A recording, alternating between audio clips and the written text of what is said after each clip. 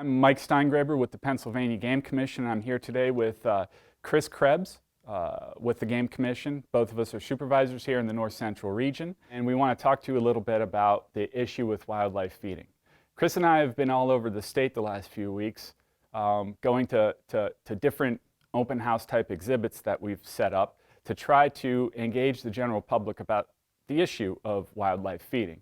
And what we wanted to do was have an online version of our open house, so folks that were not able to physically attend the meeting, they can watch it online and get any information that we were putting out there and leave any feedback that they think is important, anything that we may have missed, anything that they think we should be aware of. They'll have an opportunity to leave that feedback after watching this online program at the end.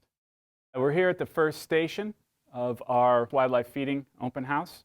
We'd like to talk a little bit about the first station here. There's a host of issues that can come about anytime you're congregating wildlife on one spot. At the forefront of those issues are disease transmission. And some of the diseases that people are probably most familiar with are CWD in elk and deer, and mange in bears. There are a host of other diseases that wildlife can get at feeding stations when they're congregated that also have a negative impact on the population. Additionally, there are altered foraging behavior by the wildlife that uses these feed stations or these feed spots. It changes their patterns and they move through their environment differently.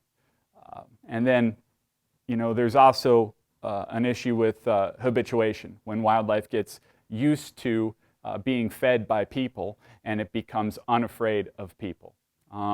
Habituation is not good for the people, it's not good for the wildlife, and unfortunately in most cases it ends badly for the animals that become habituated. All right, we're here at Station 2, and this particular display is going to talk a little bit more about some of the specific diseases that I mentioned in the first display. At the top here we have CWD. CWD should be familiar to most sportsmen and wildlife enthusiasts. It's a disease that we have in different parts of the state, and it's a disease that we are very concerned about because of its potential impact on the deer population. CWD stands for chronic wasting disease, and it's a disease that is transmitted to elk and deer. The disease is very similar to mad cow disease, which is something that some people might be familiar with, and it's an always fatal disease. We've never had a deer that has had CWD survive, okay?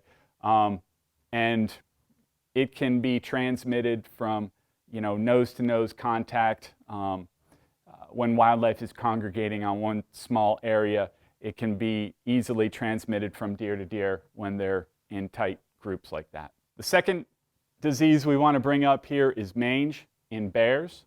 Mange is a skin disease that's contagious, that can be passed from bear to bear. It's mostly mites that live on the bear's skin that cause a host of issues for the animal. In some of the severe cases, the bear eventually becomes emaciated and they can die from the disease. It's important that if we can treat an animal in early stages of that disease, we try to do so. And again, it's something that can be more easily spread when you have a feed station and wildlife comes in and congregates on those feed stations. Next is bovine tuberculosis, which is a disease that we haven't found in Pennsylvania yet, but it's a disease that definitely concerns us. And it's, again, another one that can be more easily distributed at feed stations when wildlife has close contact with one another. Each of these diseases can be passed from animal to animal and spread more quickly when animals are congregated at wildlife feeders or other artificial feeding sites. We're here at the next station, and this station has to do with why we're addressing this issue now. So a lot of things have changed over the years in Pennsylvania, especially with Pennsylvania's wildlife. In the past, many states, including Pennsylvania, have conducted extensive winter feeding programs for deer and turkeys. You know, growing up, I remember on some of our game lands we had feed stations, and we'd drive around in the winter and check those feed stations to see if wildlife was utilizing them. It's certainly something that the agency was part of. But over the years, we've discovered how detrimental that can really be to the wildlife. We're trying to help the resource, but you end up hurting the resource more than you're helping it. And some things have come out more recently that have really accentuated that point. You know, this is nothing new. We tried to address this issue, or we did address this issue to a degree in 1995 and 2003, respectively, when we had regulations that we set up to prohibit the feeding of elk and bear. So right now there's already an existing regulation that makes it unlawful for us to, or for anybody in the Commonwealth, to intentionally feed elk and bear. So that was addressed, you know, in the mid-90s and early 2000s. In 2012, we got CWD in Pennsylvania. That's when we had our first known case. And that has contributed, again, to a lot of the reason why we're addressing this issue now. We have to do something. And, you know, knowing how easily CWD can be transmitted at a feed site, that's why we're addressing it now, because we now have CWD in the state. At the end of the day, it's detrimental to wildlife, and there's plenty of research that supports that. Like I said, people put food out with good intentions. They are trying to help the wildlife, but in the end, it does more harm than good.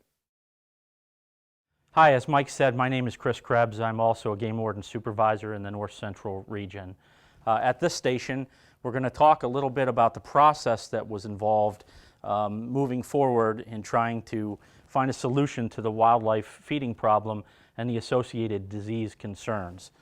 The process really began when our executive director, Mr. Brian Burhans, appointed a wildlife feeding committee. The purpose of that committee was to investigate the problem and offer solutions to the issue. There were a number of agency personnel that were appointed to that committee, as well as an employee of the Department of Conservation and Natural Resources.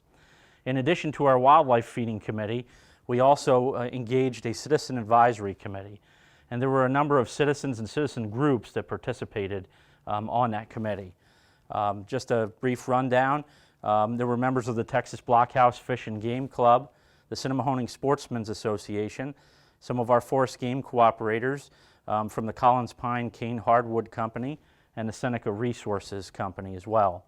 The Grays Run Hunting Club, the Pennsylvania State Camp Association, the National Wild Turkey Federation, the Pennsylvania chapter of Backcountry Hunters and Anglers, the Bonnell Run Hunting and Fishing Club, State Representative Garth Everett's office, and the Pennsylvania Great Outdoors Visitors Bureau. The first stage in the public involvement process consisted of advisory committee members which met several times to discuss the problem and offer possible solutions. As a result of the meetings, the Wildlife Feeding Committee drafted a plan for consideration. Then the plan was forwarded to the Game Commission's Executive Office for review. These public houses are a direct result of that process, outlining the proposals and collecting public input from a larger group of our constituents.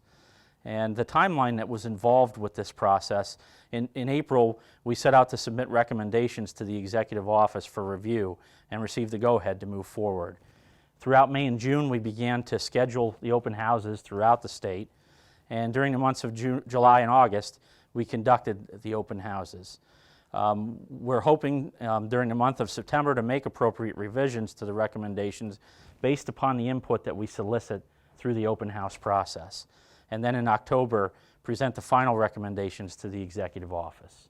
At this station, we're going to discuss the proposal that was issued by the Wildlife Feeding Committee and the recommendations regarding the artificial wildlife feeding issue. It's important to note that it is already illegal in the Commonwealth of Pennsylvania to feed bear or elk.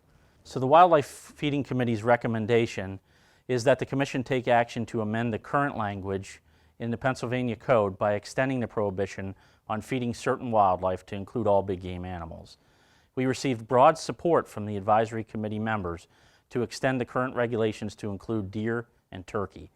By taking this action, the agency will move forward in addressing some of the concerns related to wildlife feeding, while still allowing for the limited feeding of birds. There was little support from the advisory committee members to ban the feeding of all wildlife, primarily because the wide use of bird feeders.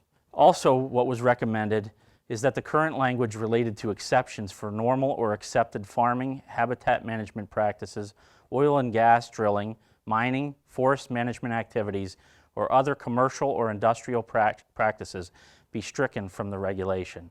The legitimate activities associated with all of these practices are already accepted by the language in the Game and Wildlife Code. Therefore, the removal of this language from the regulation would have no impact on these activities or any hunting associated with them. The section involved deals specifically with the prohibition of feeding certain wildlife. The current language in that section makes it unlawful to intentionally feed elk or bear if engaged in the accepted activities. This is contrary to the intended purpose of the regulation.